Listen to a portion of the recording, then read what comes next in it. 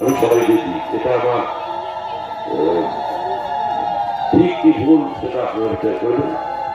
তাই প্রত্যেককে বলবো আপনারা পুজোয় একটা আনন্দ করুন। এই আনন্দে আমিও আপনাদের সামনে সামিল হয়েছি। কারণ গোহরার ছাগলকে সবাই ভয় পায়, জানেন তো? কেন বলুন তো? বলুন শুনি কে হয়? পার্বতীর মামা, জানেন তো? জানেন তা? দুর্গার মামা হচ্ছে শনি। গণেশ যখন ভূমিষ্ঠ হয়েছিল তখন বারবার করে শনিকে বলেছিল, দাদা কি আমার বাড়িতে এসে আমার ছেলেকে দেখে যাস। বলো না, আমি দেখি কিন্তু খারাপ হবে, ক্ষতি হবে। বলো না, তোকে আসতে হবে। শনির দৃষ্টি করে গণেশের মাথা উড়ে গিয়েছিল। তাহলে এবার কি হবে? সবাই ভাববে, সমস্ত দেবতারা ভাববে তার কি আছে।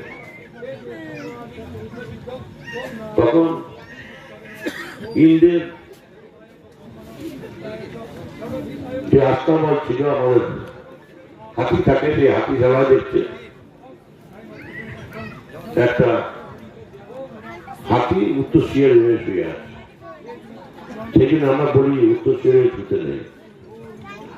শনি সেই হাতিতে দৃষ্টি দিল, সেই হাতির মাথায় এসে গণেশের মাথায় বসল। তাহলে এবার এই হাতির মাথা দিয়ে পুজো হবে, দেবতাদের সমস্ত দেবতা তখন বলল তাই তাতে গণেশের পুজো হবে না কেন? হাতির মাথা গণেশের কি করে পুজো হবে?